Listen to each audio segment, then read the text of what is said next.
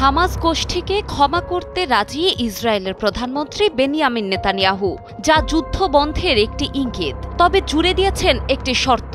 এতে ইতোমধ্যেই শুরু হয়ে গেছে তীব্র আলোচনা, কেননা বিশ্ববাসী আশা করেছিল বিশ্বের অধিকাংশ দেশ, এমনকি ক্ষমতাধর দেশগুলো ফিলিস্তিনকে রাষ্ট্র হিসেবে স্বীকৃতি দেওয়ায় হয়তো নিঃশর্ত রাজি হবেন নেতানিয়াহু। কিন্তু তা হয়নি, বরং হামাসকে ঘিরে বড় শর্ত আরোপ করেছেন এই নেতা। জানা গেছে, ফিলিস্তিনি সশস্ত্র গোষ্ঠী হামাস যদি তাদের নিয়ন্ত্রণে থাকা অবশিষ্ট জিম্মিদের মুক্তি দেয়, তবে গোষ্ঠীটিকে সাধারণ ক্ষমার কথা বিবেচনায় প্রস্তুত রয়েছেন নেতানিয়াহু।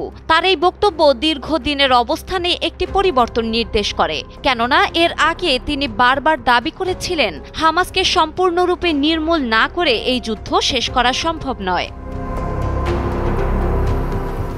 রোববার ফক্স নিউজকে দেওয়া এক সাক্ষাৎকারে নেতানিয়াহু মার্কিন প্রেসিডেন্ট ডোনাল্ড ট্রাম্পের শান্তি পরিকল্পনা সংক্রান্ত ফাঁস হওয়া কিছু তথ্য নিশ্চিত করেন, যেখানে তিনি বলেন হামাস নেতারা দেশ ত্যাগ করে এবং যুদ্ধাবসান ঘটিয়ে সমস্ত জিম্মিকে মুক্তি দিলে আমরা তাদের ছেড়ে দেব।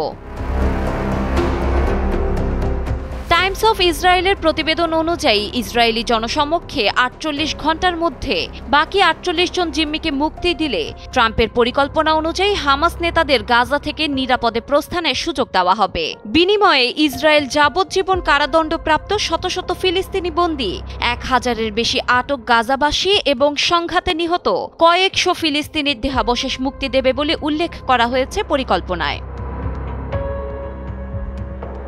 এছাড়া আরও বলা হয়েছে, শান্তিপূর্ণ অবস্থানের প্রতি প্রতিশ্রুতিবদ্ধ হামাস সদস্যরা সাধারণ ক্ষমা পাবেন। যারা গাজা ত্যাগ করতে চায় তাদের তৃতীয় কোনো দেশে নিরাপদে যাওয়ার পথ দেওয়া হবে এবং কাতারের উপর আর কোনো হামলা না করার জন্য ইসরায়েল প্রতিশ্রুতিবদ্ধ হবে বলে জানানো হয়েছে। এর আগে 2023 সালের 7 অক্টোবর হামাস ইসরায়েলে হামলা চালিয়ে প্রায় 1200 জনকে হত্যা করে এবং 250-এর বেশি লোককে জিম্মি করে। এরপর থেকে ইসরায়েলের পাল্টা সামরিক অভিযানে 66,000-এরও বেশি ফিলিস্তিনি নিহত হয়েছেন, যা জাতিসংঘের একটি কমিটি গণহত্যা হিসেবে স্বীকৃতি দিয়েছে।